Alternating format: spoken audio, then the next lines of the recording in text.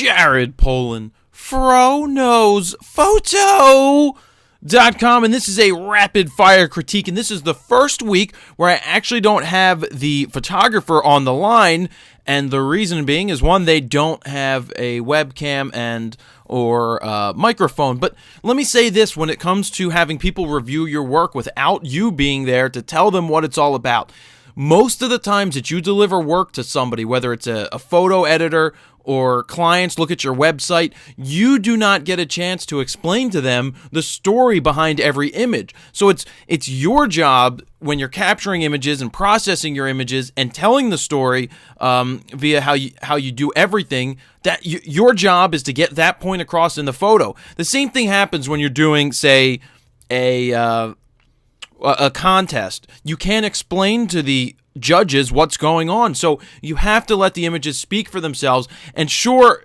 the person looking at it doesn't know everything about the image, but you can form a very strong opinion about an image just by looking at it, and you don't need to have the person explaining it to you. So Sergio Cruz sent me a link to these 10 photos on Flickr, and the reason, he sent them to FroKnowsPhoto@gmail.com is where he sent the link, and rapid fire critique was in the subject line. The reason I don't have the black screen up today during the preview is because I wanted to read what he was shooting with.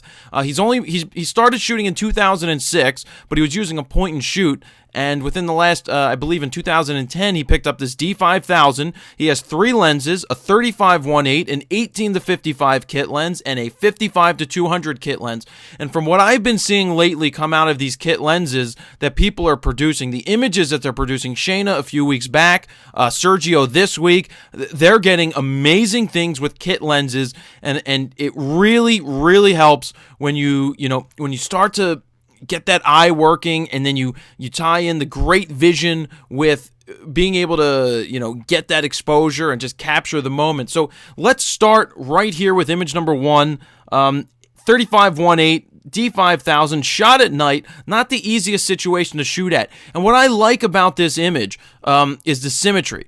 I again like how he didn't cut off the roof on the left, so he didn't cut it off on the right. I like how, I should point with my mouse, I like how these, what do you call these flaggy things go this way. I like how they come out this way. It creates dimension in the images. In the image. When you have dimension in the image, it draws you in. So I like what he was able to do here at night. It's not the easiest thing to do at all. 1/500th of a second at f2.2 ISO 1600. Very nice job. I really like. Is that a bag hanging from the rafters? Yeah, that's a bag hanging from the rafters. I just like this. And you know what? This person adds some dimension to the image, and that's really, really good. Can't really comment too much on the editing. It's pretty hard to see at this point, but I have made the screen a little larger so I don't have to get uber close to read it. But I do like this image. I like the direction that it's going, and let's move on to the next one. So we've got the dogs. Let's see, 55-200 VR with the, 4.5, 1/100th of a second shooting manual. He says he shoots a lot in manual, which is great, because if you can master manual, then you're going to know the difference when you're looking in aperture priority, whether your shutter speed is going to be correct or whether the meter is just being thrown off by some colored light. This is a solid image. The dog in the foreground is nice and sharp, and it looks like he got down on the level of the animal, and that is great. And the dog in the background adds to this image, in my opinion. Being blown out in the background really plays well, and the fact that there's all of this empty space here is great. I wouldn't want to see what's in front of, below the dog. I wouldn't want the dog to be lined up, say, here, and then you'd have empty space at the bottom and empty space at the top. This is great. Processing looks very good. Colors look very good. Just all around a great shot. Really happy with this one. I know how difficult it is to shoot in this lighting situation. So he's using the 35-1.8. I believe Sergio said he is a sound engineer and then got the idea to shoot photos in 2006 because it just interested him. Very nice capture with the 35. One thing that's difficult is when you cut off, the guy playing and strumming the guitar. I'm not saying that it's wrong that the way that he composed this. I'm just saying that if he was able to be a little further back or get a little closer, then it could have been, take a little different angle. But I can't rip on it at all. I like the color. Well, the one thing with the color, it looks a little bit green. I would have thrown a little bit of magenta in there to clean it up. But it's a great capture at 1/60th of a second, 2.8 with the 35, 1.8, and 1000 ISO. I really like it. I just like the vision that he has. He's seeing the image, and that is great. This is an interesting one too. 18 to 55 VR, 1/200th of a second at 4.5. So he's metered for this light outside to make the silhouette of the person going up the escalator stand out. I really like this. Again, the framing and composition is right on its ace in my mind. To have the subject in this bottom left corner and these leading lines leading you up the escalator is great. This is a great black and white edit. I like the thick contrast. Really like this image again. And even up here, you'll notice that he left just a little bit of this of the ceiling here. If you cut that off, it kind of takes the frame out. I think that the ceiling here is framing the subject. It's framing the image as he's going up into the unknown, and I like it. I really, really, really like it. This image you have to look at a little bit. You have to figure out, is it a skyline shot or is it about the people here in the bottom corner? So I think it's more about the people in the bottom corner, and this is the first image that I see that it doesn't, fully pop out as me as being one of the best. I would like to see a little bit more light thrown in there on the subjects. I like that the fact that the person's taking a photo in the image and that you capture a photo of somebody taking a photo of this. I like that. Could be interesting in black and white, but you would lose that sky. I would just like to see a little more. Maybe this is a time for fill light in on the subjects. Maybe that would work out. But that's where I'm at with that. Not going to rip it again because it's close. It's very close, and some of you guys may like this angle. I would like to know what Sergio has to say about this photo. So, Sergio, when you watch this, definitely leave some comments about what you think's going on here. Or what what's going on there, but what you think about the edit. Whatever I said. Yeah. Evening Reflections. 55 to 200 VR, 5.6. Let's see. This one's interesting. I think the editing's a little too harsh because you can see, it looks like he did some dodging and burning. Looks like he dodged out the jacket here so that you could read what it is, and you can see the haloing going around people, meaning that something's blown out. Like it's either too sharp or there was just a little bit too much contrast thrown in there, which is causing the some of this haloing effect. I like, again, that he didn't cut off this top table. It looks like he's checking his frame quite often. This subject's here, this subject's here. Now, I don't know if it's cropped or not, because that would mean, that would be, explain how you got either very perfect framing and composition, or maybe he did just shoot it this way. But I don't think this is one of the stronger ones again, but I like what he's going for, and I like that he's trying different things, and he captures a moment extremely well. So yeah, I would just be careful with the exposure here and just this extra harshness of this dodging and burning.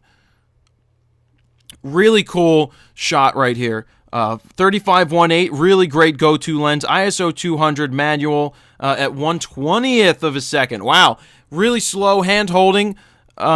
It's pretty risky, especially when you have the ability to bump your ISO from 200 to at least 400 to give you 1/40th of a second at 2.8, or take it even further and just get a little faster, but it's solid. I like the fact that the kids are looking up at this piece of artwork. It's like you're on the tour with the kids and they're hearing an explanation. They're studying the image and getting an explanation from somebody. And first thought was maybe this could be black and white, but then you would lose the image in the background. But I would like to see a black and white edit of this. What's interesting here, too, and I'll get back to that in a second, is you've got a frame here, a frame here, a frame here, and a frame here. I don't know if that was subconscious or he just captured it that way, but I think having this little bit of frame here actually helps the image more than detracts, which sometimes things in the corners can take away, but I think it keeps you inside that box, which is interesting. So really happy again. I would like to see a black and white edit of this where the kids were the focus, and just really contrasty and punchy. So I would like to see that one. But great job, great composition, great moment captured right there. The night scene is cool. 500 ISO, again with the 35-1.8, 40th of a second at 2.5. Night scenes are always difficult, but yeah, this is cropped. You can see the way that this is more like an 8x10 instead of an 8x12, so the sides are cropped out, which leads me to believe that some of the others have been cropped, but the composition, at least in the cropping can help you with your composition. It can help you see how you should frame, or could, no shoulds again, how you could frame an image the next time you photograph it. So it's training your eye, which is good. Interesting scene. I would like to see a little bit more pop in it, a little more oomph, some light. I know it's a dark scene because it's night. I mean, I like this area down in here with the signs and the lights and the street and the cars, so it's good. I would also like to see a black and white of this, maybe bump the exposure up higher to get a little more brightness out of it. But again, like what's going on, doing a great job so far. And this is a self-portrait, 35-1.8, 15th of a second, 1.8, taken using a candle as the only source of light. Again, shooting at ISO 200, keeping that all the way down there and risking it at 15th of a second is a little risky because you could get some hand motion unless it's on a tripod when the subject needs to sit uber still. So what do I think of this? To me, I like the angle. I like the framing, especially for a self-portrait. The one thing I would like to see a little more is a little more oomph, a little more pop in the black and white. That's my personal preference. We all know I like to make it go boom, but I would like to see, if I was to edit this, I would slide up on that exposure slightly, fill in with a little bit of contrast, and see what else I get out of it. But the eyes are great here. This is really good. Very nice self-portrait. Great job. And I believe this is the last image, and this is solid beyond belief. This is taken with the 55-200 VR, aperture f9, which is giving you the sharpness from front to back of the whole subject, their whole face, and ISO 200 again. So very interesting. 1/320th of a second. Looks to be a little over sharpened in the face. You may see that, and it looks like it's not quite a black and white edit, because over here you've got some color tone, it looks like, but it is solid. What a moment that he captured here. The great expression on both of their faces. It's just really nice. It's just a moment captured of people. What we would think they would be doing is dancing, but really, especially outside of a bar and a cafe, just the background is really great. It doesn't distract me, and this is that point where sometimes 2.8 may not always work because it blows the background out way too much and doesn't give you any feel for the background. And sometimes feel for the background is good. You want to know what those elements are in the background. So that's why F9 is pretty interesting right here. I like this a lot. I really like this moment that's captured. It does look like, again, there was some dodging and burning done to bring this arm back because it may have been burnt out.